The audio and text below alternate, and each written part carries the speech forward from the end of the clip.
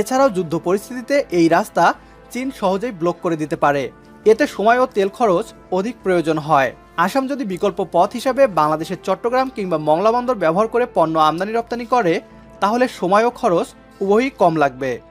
WhatsApp guys, আসসালামু আলাইকুম। আপনারা কেমন আছেন? আশা করি সবাই ভালো আছেন। আমি জুনেদ, আপনারা দেখতেছেন জুনেদ আলী অফিশিয়াল। আমি আপনাদের জন্য একটি ভিডিও প্লে করতে যাচ্ছি, সবাই দেখবেন। आशा करो सबाई देखबें, भालो लगबे। आज बात करने वाले हैं भारत के हवाले से कि भारत कभी भी अपने फायदे के बिना बांग्लादेश के पास नहीं आता। एक दफ़ा फिर भारतीय मीडिया के ऊपर ये बात ज़ेरे गर्दिश है। बांग्लादेश की नदियों का इस्तेमाल अब भारत करेगा अपनी तिजारत को लेकर।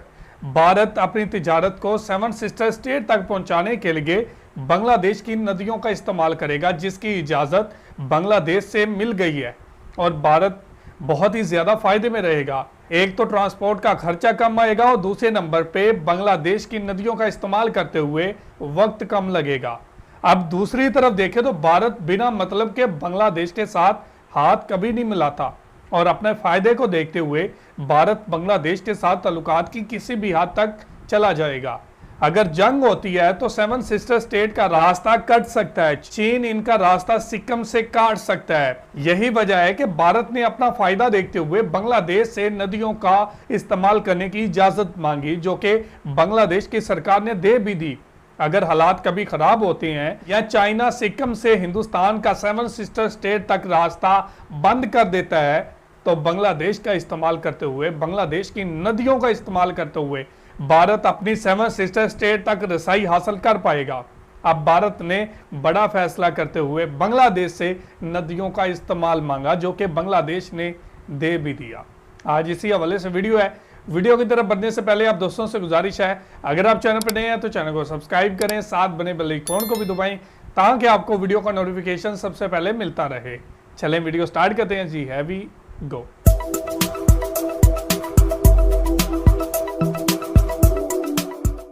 আসসালামু আলাইকুম, আমন্ত্রণ জানাচ্ছি বিডি টিউবের আজকের আয়োজনে। সাথে আছি আমি হাসানুর ইসলাম। বর্তমান সময়ে বৃহৎ শক্তির দেশগুলোকে অন্য দেশে নিজেদের কলোনি স্থাপনের জন্য এখন আর সৈন্য নিয়ে আক্রমণ করতে হয় না, অর্থনৈতিক আধিপত্য ও নির্ভরশীলতাই যথেষ্ট। এই কথাটি আমার নয়, বরং আমেরিকার সাবেক একজন ডিপ্লোমেটের। হয়তো অনেকেই ভাবছেন আমরা থাম্বনেল অতিরঞ্জিত করে লিখছি ভিউয়ের জন্য। না, আমরা অতিরঞ্জিত করে কিছুই লিখিনি। এবার বাংলাদেশের নিয়ন্ত্রণে আসতে যাচ্ছে ভারতের 8টি রাজ্য সহ নেপাল ও ভুটান। কিভাবে এবং কেন আমরা এই কথা বলছি তা জানতে হলে ভিডিওটি শেষ পর্যন্ত দেখতে হবে। বরাবরের মতো ভিডিওতে ব্যবহার করা সকল তথ্যের রেফারেন্স ডিসক্রিপশন বক্সে দেওয়া থাকবে, আপনি চাইলে সেখান থেকে যাচাই করে দেখতে পারেন। প্রথমেই দেখে নেওয়া যাক ভারতীয় মিডিয়ার একটি ক্লিপ, যেখানে তারা বলছে বাংলাদেশের নদীপথ এবার ব্যবহার করবে ভারতের উত্তর পূর্বের রাজ্যগুলো। भारत के उत्तर पूर्वी राज्यों के थ्रू इंटरनेशनल ट्रेड करने की बात को लेकर कुछ बहुत ही अहम अपडेट सामने आ रही हैं और इस बार बांग्लादेश ने बड़प्पन दिखाते हुए भारत को अपनी नदियों का इस्तेमाल करने के लिए आमंत्रित किया है, जिसका हम तहे दिल से स्वागत करते हैं। हम अक्सर अपनी वीडियोस में नॉर्थ ईस्टर्न राज्यों में इंफ्रास्ट्रक्चर बढ़ाने की बात को उठाते हैं और नए इन्वेस्टमेंट्स को उत्तर पूर्वी राज्यों में करने की बात करते हैं और कहीं ना कहीं शायद इस रीजन पे ध्यान दिया जाना शुरू हो चुका है। हाल ही में असम के डिब्रूगढ़ में वाटरवेज कॉन्क्लेव 2022 का आयोजन किया गया था, जिसमें नितिन गडकरी और अश्विनी वैष्णव समेत 6 भारतीय मिनिस्टर्स ने पार्टिसिपेट किया था। इसी कॉन्क्लेव को बांग्लादेश की शिपिंग मिनिस्टर खालिद महमूद चौधरी ने वर्चुअली संबोधित करते हुए ये कहा था कि बांग्लादेश की नदियों का इस्तेमाल भारत समेत नेपाल और भूटान अपने बिजनेस को बढ़ाने के लिए कर सकते हैं।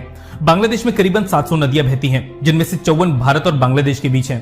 8,480 किलोमीटर के बांग्लादेशी वाटरवेज का इस्तेमाल नेपाल, भूटान, भारत और बांग्लादेश के बीच सामान ढोने के लिए आसानी से किया जा सकता है।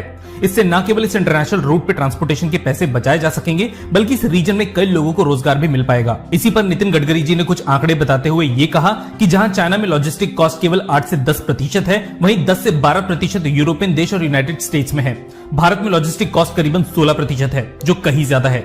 लेकिन अगर वाटरवेज का इस्तेमाल सामान ढोने के लिए किया जाए तो ये परसेंटेज कई गुना कम की जा सकती है। एक अनुमान के मुताबिक सड़क के रास्ते 1 लीटर पेट्रोल से 1 टन सामान को केवल 24 किलोमीटर ही पहुंचाया जा सकता है। वहीं इसी 1 लीटर पेट्रोल से रेलवे 95 किलोमीटर तक इस भार को ढो सकती है। लेकिन अगर वाटरवेज की बात की जाए तो 1 लीटर पेट्रोल से 1 टन सामान को करीबन 215 किलोमीटर दूर तक पहुंचाया जा सकता है। दरअसल नदियों के रास्ते सामान पहुंचाने का आइडिया बांग्लादेश के लिए कोई नई चीज नहीं है। 700 नदियां होने की वजह से बांग्लादेश के अंदर मेजर ट्रांसपोर्टेशन वाटरवेज के थ्रू ही किया जाता है।